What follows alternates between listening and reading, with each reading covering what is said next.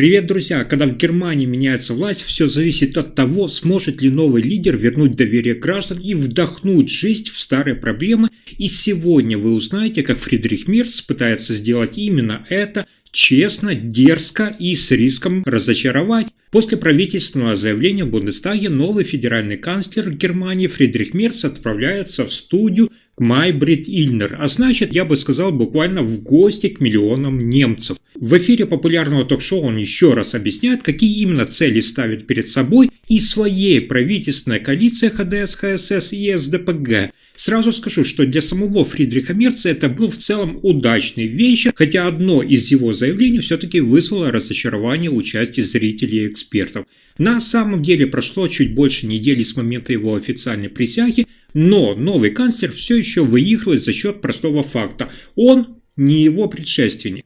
Во время участия в программе Май-Брит Ильнер Фридрих Мерц выглядел открытым, разговорчивым, охотно объяснял свою позицию по многим вопросам и таким образом заметно отличался от бывшего канцлера Олафа Шольца. А я напомню для вас, что Олаф Шольц прославился своей манерой уходить от неудобных вопросов с сухим «нет». Или наоборот так долго говорить, что суть вопроса попросту забывалась. Но это вовсе не значит, что у Фридриха Мерца всегда были безупречно убедительные ответы. Что же касается содержания, то Ильнер, судя по всему, поставила перед собой задачу еще раз детально, шаг за шагом пройтись по всем основным пунктам правительственного заявления, прозвучавшего в среду. В ходе беседы они с Мерцем затронули самые горячие и острые темы – Украину, миграционную политику, состояние экономики, климатические цели и, конечно же, партию «Альтернатива для Германии» АДГ. Канцлер Фридрих Мерц четко дал понять, он не собирается запрещать альтернативу для Германии. Так же, как и в парламенте, он почти повторил известную цитату Ангелы Меркель, слегка перефразировав ее в ободряющем ключе. Цитата: «Можем ли мы, как страна, засучить рукава и сказать, мы беремся за это, мы справимся? Я думаю, что да». Сама Май-Брит Ильнер начала разговор с прямого вопроса, неужели новая правительственная коалиция уже ссорится так же активно, как и предыдущая. Она зачитала Фридриху Мерцу целый перечень свежих новостных заголовков, связанных с поставками крылатых ракет «Таурус», законом о цепочке поставок, оборонными расходами и многими другими темами, по которым между ХДС, ХСС и социал-демократической партией практически нет согласия. Мерц выслушал все это с легкой полуулыбкой, я бы так назвал, и несколько отстраненным так себе ироничным выражением лица. Затем он спокойно заметил, цитата: «Мы – две разные партии, и мы не сдавали свои различия в гардероб». Также он добавил, то, что в начале работы нового правительства каждая партия акцентирует внимание на тех темах, которые для нее важнее, чем для коалиционного партнера, это вполне нормально. Конец цитаты. Но останется ли он таким же спокойным, если конфликты будут продолжаться, конечно же, покажет время. Что же будет с санкциями? Этот вопрос, который еще чаще звучит как внутри самих стран Европейского Союза, так и за их пределами. Хочу заметить, что Май-Брит Ильнер неоднократно возвращалась к этой теме, словно специально касаясь к давно назревающим болезненным точкам, которые невозможно больше игнорировать. Именно это придало разговору особую напряженность в эфире. Я напомню, что Фридрих Мерц отправился в Киев для переговоров не в одиночку, а в составе влиятельной политической делегации вместе с президентом Франции Эммануэлем Макроном, премьер-министром Великобритании Киром Стармером и главой польского правительства Дональдом Туском. 4 западных лидера открыто заявили, что в случае отказа Владимира Путина согласиться на 30-дневное прекращение огня последуют новые, более жесткие санкции. Предполагалось, что в течение этих 30 дней будет создано пространство для переговоров, целью которого стало бы продление режима тишины на фронте и, возможно, начало подлинного мирного процесса. Но, как это уже не раз бывало, события пошли совсем по другому сценарию. Путин откликнулся, но предложил не перемирие, а переговоры. Провести их в четверг вечером в Стамбуле. Причем, хочу подчеркнуть, без какого-либо прекращения огня.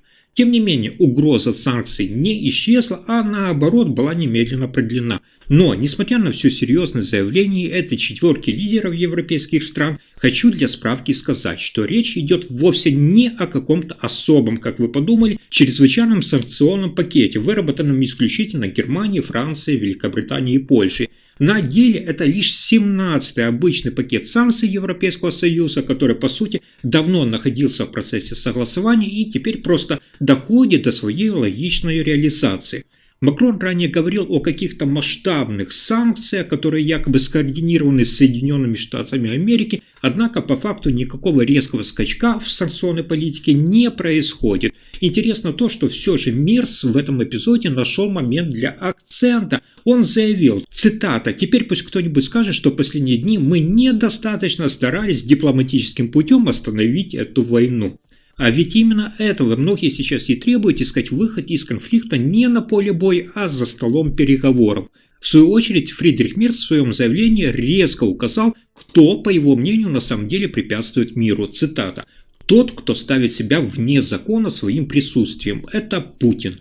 Эти слова вызвали немалый резонанс, ведь все больше политиков и экспертов сходятся во мнении, что Путин не заинтересован в мире. Именно поездка в Киев, по словам Мерца, лишь подтвердила это. В заключение он резюмировал, что только военное истощение сторон, скорее всего, может привести к настоящему миру. Но в других темах также стало ясно, не все решается быстро и просто. Особенно это заметно, когда речь шла о миграции. Здесь канцлер Фридрих Мерц подробно обрисовал юридические сложности, которые связаны с процедурой возвращения беженцев из Германии. Вопрос звучал остро. Необходимо ли официально объявлять чрезвычайную ситуацию, чтобы иметь право отказать в приеме соискателей убежища? И разумно ли вообще сейчас разрешать Польшу отправлять людей обратно к ним? В этой непростой дискуссии Мерц продемонстрировал свое так называемое умение находить нюансы и обходить формулировки. Он заявил, цитата, «Мы никого не отправляем обратно, кто уже въехал в Германию. Мы просто изначально не впускаем таких людей».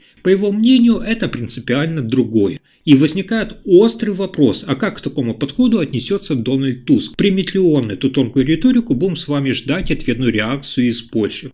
Когда же разговор перешел на экономику, в эфир вставили фрагмент с экономистом Йенсом Зюдикумом. В прямом эфире он выступил с призывом: запланированные суперамортизации для крупных компаний должны быть реализованы как можно скорее. Мерц поддержал эту идею и добавил, что они должны стать возможным уже в этом году. Хочу обратить ваше внимание еще на то, что значительно больше времени канцлер Фридрих Мерц посвятил обсуждению взносов в пенсионную, медицинскую и систему по безработице. Ведь именно они, по его словам, сильнее всего бьют по низким и средним доходам в отличие от налогов. Он признал, нужны какие-то изменения, чтобы социальные страховые системы оставались доступными и жизнеспособными. При этом он откровенно признался, что пока не знает точного ответа, как этого добиться. Однако он отметил, цитата, «Это задача, сравнимая с квадратурой круга». В качестве одного из шагов он назвал идею введения детских инвестиционных счетов, которые его правительство собирается реализовать. Еще один интересный вопрос, и как это часто бывает в политике, тема защиты климата осталась ближе к финалу, практически уже в конце обсуждения. Мерц признал, цитата, «Если бы я ориентировался на опросы, то мне вообще не стоило бы поднимать эту тему в Бундестаге». По его словам, многие граждане отвернулись от климатической повестки, потому что зеленые продвигали защиту климата с постоянным нравоучительным тоном.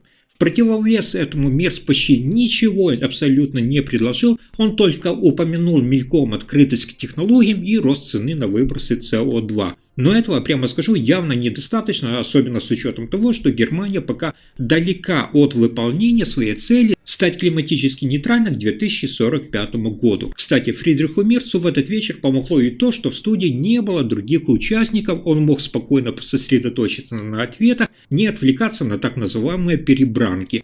А теперь давайте обсудим, сможет ли новый стиль Фридриха Мерца действительно объединить Германию, или это лишь красивая такая оболочка для реальных решений. Подпишитесь и спасибо за просмотр.